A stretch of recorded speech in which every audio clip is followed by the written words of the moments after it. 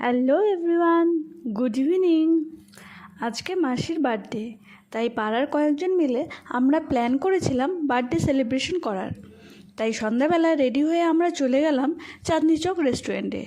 দিনের বেলা মাসি একটু বিজি ছিল, তাই রাতেই সেলিব্রেশন করার প্ল্যান করেছিলাম। মেনু কার্ড দেখে অর্ডার দিয়ে দেওয়া হলো। অর্ডার যতক্ষণে আসবে সেই ফাঁকে আমরা কেক কেটে নিব। Happy birthday to you. Happy birthday to you.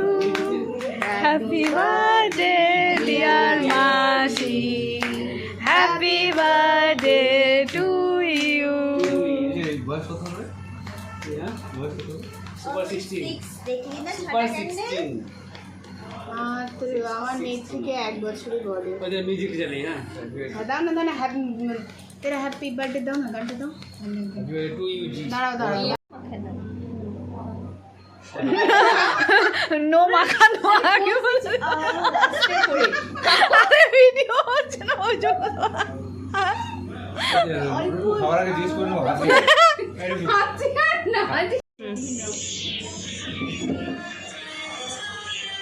হ্যাঁ এটা মিউজিকের মতো।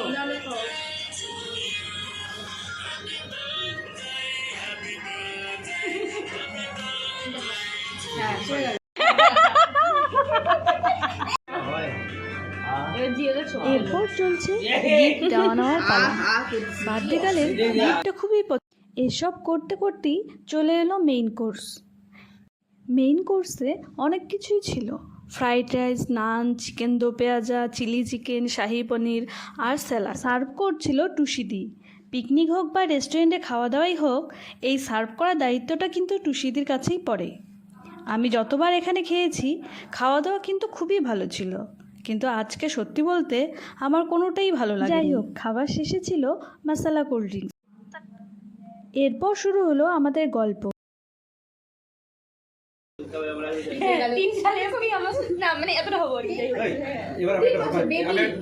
বলো বলো বলো। কাবিদির সাথে দেখা হওয়ার আগে বলছে তো বলছে। এই দীপকটা কিছু বলবে? বলো বলো। একদিন তুমি যখন মনে ক্লাস 11 পড়তো, তার সাথে বলতে পরিচয় হয়ে গেল। আমাকে বলে যে চল একজনকে দেখাবো। এবার মনে নেই, সাইকেল করে আমরা দুজনে যাচ্ছি, আর তুমি সাইকেল করে যাচ্ছ পুলিশ লাইনের দিকে। করতে না তুমি? তারপরে আমাকে দেখেছি, বলে যে দেখলাম না, দেখলাম হ্যাঁ ভালোই তো আছে। তারপরে দেখলাম কি ও আমার পাড়াতেই থাকে। তুই যে ক্লাসে পড়িস না, ওই যে হেমের সাথে টিউশন নেওয়া আছে বুঝলি? আরে বাবা, ও জানে ও গিয়েছে এটা, ও গিয়েছে তুই জানিস, ওটা গিয়েছে না। আরে সত্যি করে বল। ও জানি তো তুমি ওখানে। না এটা হতে পারে যে তোকে হয়ে যাবে না দেখাইলো, কিন্তু এটা হতে পারে না দেখে এটা মুখ দিয়ে বেরাবে তো ভালোই তো। খানিকক্ষণ গল্পগুজব করে বাড়ি চলে আসি। গল্প করতে করতে অনেক লেট হয়ে গেছিল, তবে বলতেই হবে আজকের সন্ধ্যেটা হাসি ঠাট্টা গল্পগুজব করে খুব সুন্দরভাবে কাটলো। টাটা।